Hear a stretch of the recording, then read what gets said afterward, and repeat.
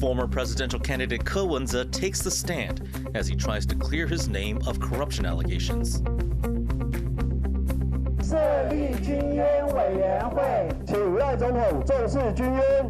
Families of late soldiers warn against the president's call for a return of military tribunals.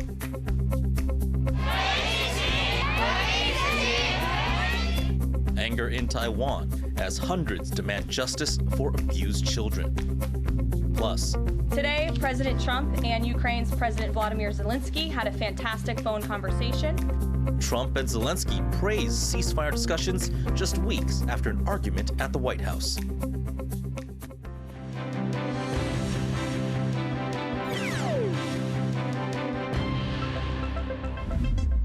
Good evening and welcome to TaiwanPlus News. I'm Eric Gao. Former presidential candidate Ko Wen-je is taking the stand for the first time in a high-profile corruption case. Our reporter Leslie Liao is at the Taipei District Court where that trial is underway. Leslie, what exactly is Ko on trial for? Well, Eric, as you said, Ko is on trial for corruption. Prosecutors say that he was involved in shady dealings in a real estate development project when he was Taipei mayor, and he was accused of misusing campaign funds when he ran for president last year. In total, prosecutors want to put Ko away for 28.5 years, nearly 3 decades. Hearings have been ongoing since Thursday morning, but because this is Ko's first time taking the stand in this trial, his supporters are outside the courtroom calling this case political persecution.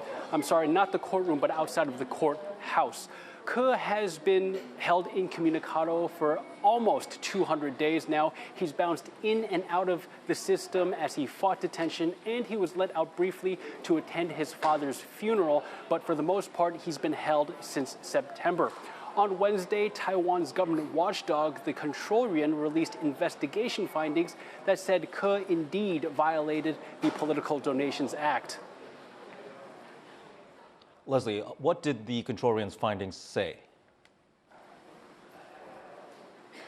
So the Control Yuan went through Ko's donation records from May 2023 to February 2024, and it found around 20,000 unlawful transactions. It has since fined Ko Wen-je over $100,000 and seized $1.7 million in assets.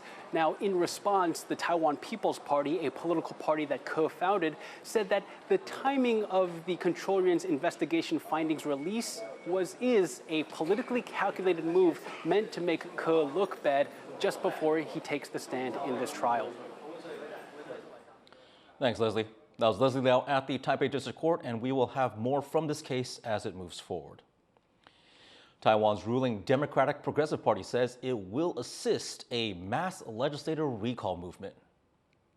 对于人民自主发起的罢免行动，民进党一贯的立场就是完全尊重公民团体的自主性，并提供必要的协助还有资源。 Supporters of both the ruling DPP and the main opposition Kuomintang have initiated campaigns to recall each other's lawmakers. DPP Secretary General Lin Youchang says the DPP will now offer its local branch offices to help civic groups gather signatures. He says the DPP will also recruit and train volunteers to protect people who want to sign petitions and to help publicize the recall campaigns. When asked if this meant that the DPP was fully mobilizing in support of the recall movement, he had this to say. 民进党从头到尾就是站在协助跟资源的这个角度。 公民团体才是主体，好，那刚刚也特别说到，因为现在公民团体在各地碰到非常多受到干扰、刁难，这些都是一些反民主的一个状况。 As of March 13th, recall petitions against 35 KMT-affiliated lawmakers have entered the second stage. Over a dozen petitions against DPP lawmakers have yet to pass the first stage and require further documentation. Families of Taiwanese soldiers who suffered in the country's military are pushing back against President Lai Ching-te's plan to reinstate military courts. They say military personnel's rights must be protected and that an appeal commission should be reestablished. Rick Lau reports. It's been just over a week since Taiwan's President Lai Ching-te announced sweeping new measures to counter what he says are China's increasing attempts to annex Taiwan and to infiltrate the country. Among those, he's bringing back military courts to weed out military personnel spying for China, of which there are currently dozens of cases. But there's nervousness around courts like these. They were dismantled more than a decade ago amid public outcry over unjust verdicts, wrongful convictions, and a lack of transparency.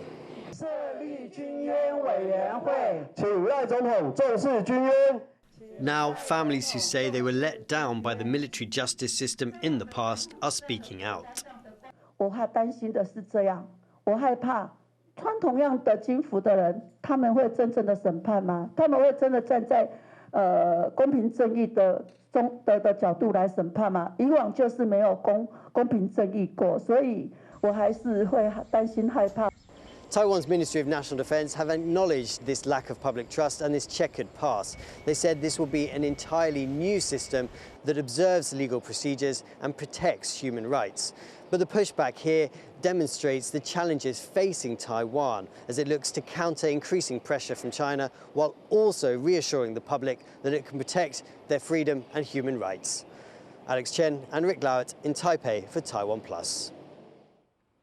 Taiwan's military has carried out land and air exercises in the south. Artillery units and U.S.-made attack helicopters held live fire drills on a base down in Pingtung County. These were part of week-long exercises intended to demonstrate the country's resolve in the face of ongoing aggression from China. Human rights protests are being planned in Indonesia over law changes that expand the military's role in government. Indonesia's legislature has passed amendments allowing active duty officers to serve in civilian government. Human rights organizations warn that this could blur the line between military and civilian affairs, damaging accountability. Activists oppose the changes, saying they were made quickly without public input. Indonesia had a decades-long period of authoritarian rule in which the military played a strong role. It is now the world's third largest democracy. Japan is commemorating a subway attack that shocked the nation 3 decades ago. But as Jonathan Kaplan reports, the wounds of the past still linger in the living. Takahashi Shizue remembers the day she was told her husband Kazumasa was hospitalized. でも本当にその病院の中も大勢の人が苦しんでいて、その様子は私も見ました。大変なことが起きたんだなっていうことは分かりました。 On the morning of March 20th, 1995, members of the Aum Shinrikyo doomsday cult carried out an attack that rocked Japan and brought its sprawling capital Tokyo to a panicked standstill. Cult members boarded the Tokyo metro during rush hour, armed with sarin nerve gas, a deadly chemical weapon, releasing it on 3 of the city's busiest lines.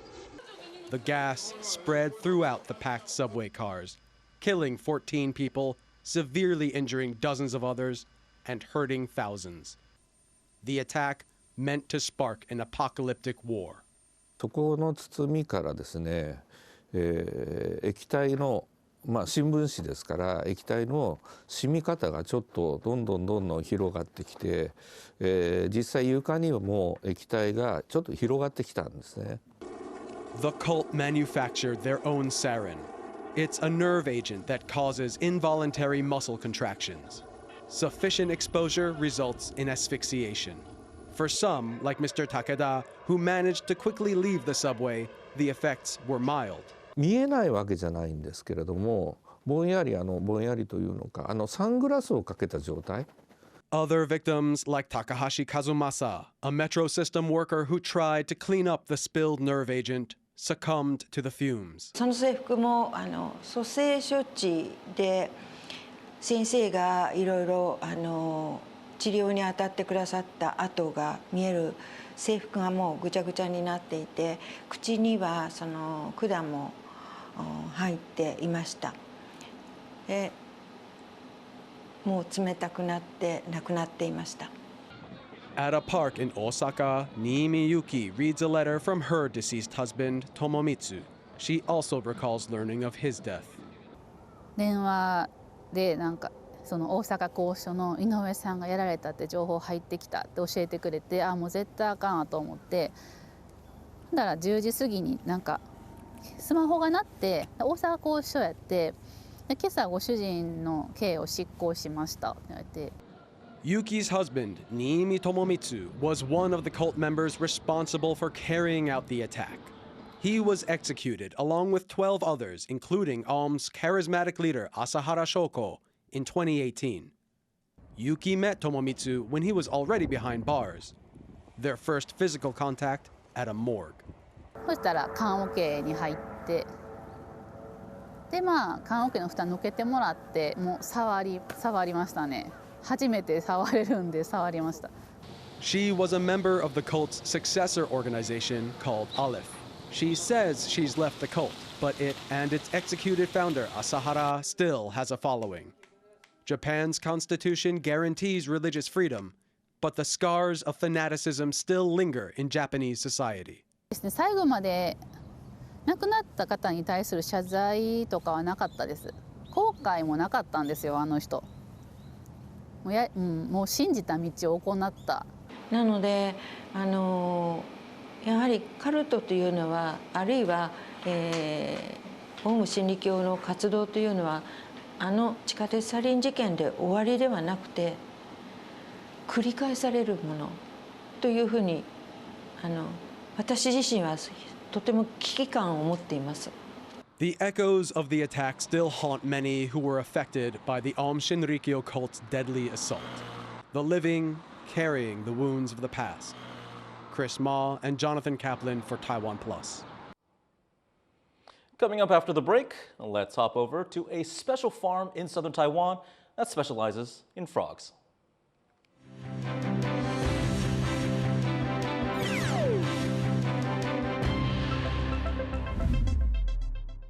Hello everyone, I'm Yu Shifu.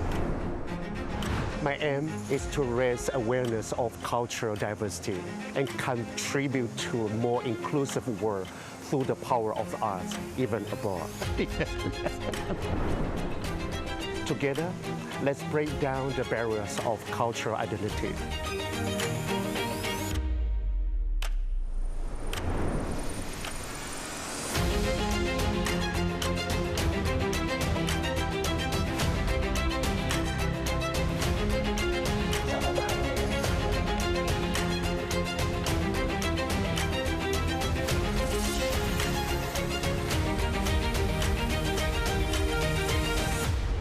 And begin this journey to make the world a better place.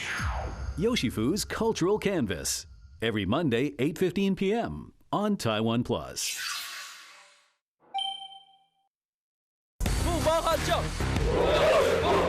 Game on Taiwan.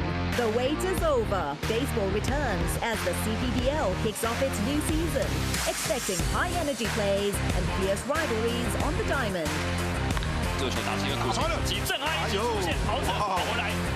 UBA and HBL basketball tournaments are heading to their epic final showdown, where the best teams fight for ultimate victory.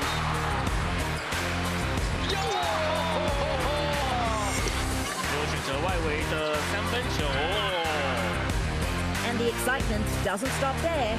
Tour de Taiwan is here, with the world's top cyclists pushing their limits through Taiwan's breathtaking landscapes. This month, your heroes give it all. Game on Taiwan. The action starts here.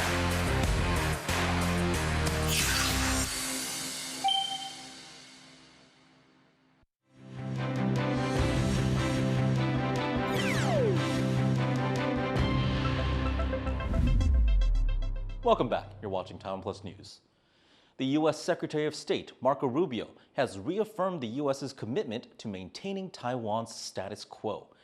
In an interview, Rubio said President Donald Trump is opposed to any change in the cross-strait situation by force or extortion.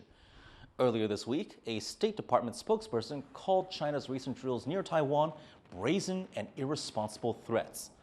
Asked whether the U.S. is able to deter China from attacking Taiwan, Rubio said the U.S. can help set a high price on taking it.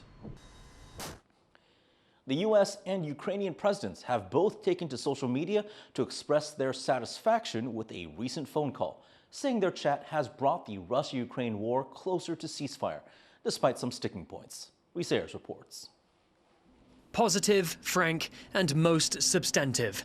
That's how Ukrainian President Volodymyr Zelensky describes his Wednesday phone call with US President Donald Trump. A complete 180 from last month's very public bust-up. Right now, you don't know you're playing. And it's a glowing review mirrored by the White House. Today, President Trump and Ukraine's President Volodymyr Zelensky had a fantastic phone conversation. They spent roughly an hour on the phone, around half the time Trump gave Russian President Putin on Tuesday, with both agreeing the conversation was a positive step towards peace that could begin with an end to strikes on energy infrastructure. It's something Putin has said he'd agree to too, short of accepting a full 30-day ceasefire proposed by the US. But the energy ceasefire alone could be an exciting prospect for Trump. Zelensky confirmed he discussed the possibility of the US taking a stake in Europe's largest power plant, currently under Russian control.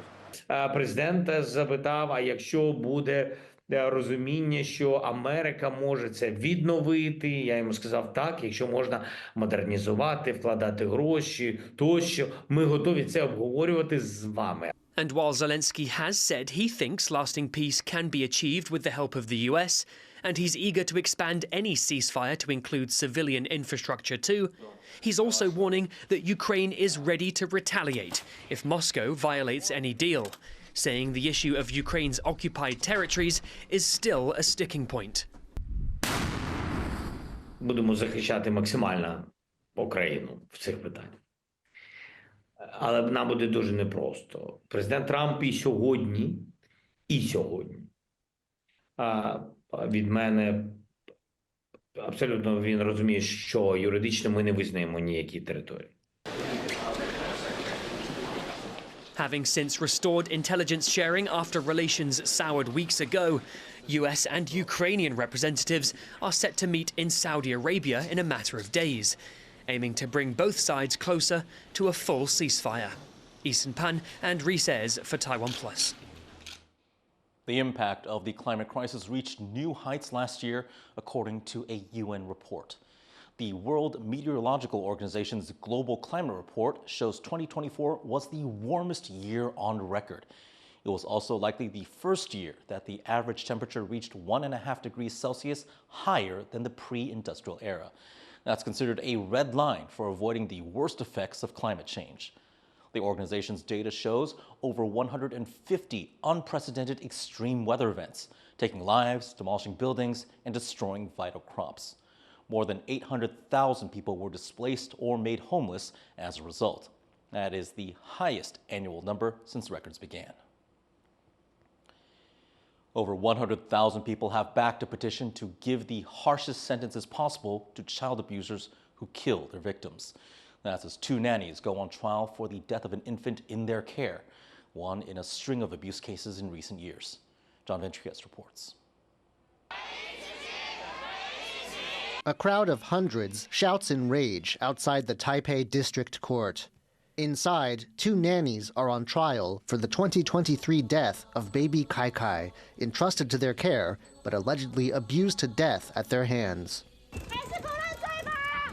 As reporters shout questions at the accused, the people outside are calling on the court to give the pair the heaviest sentence the law will allow.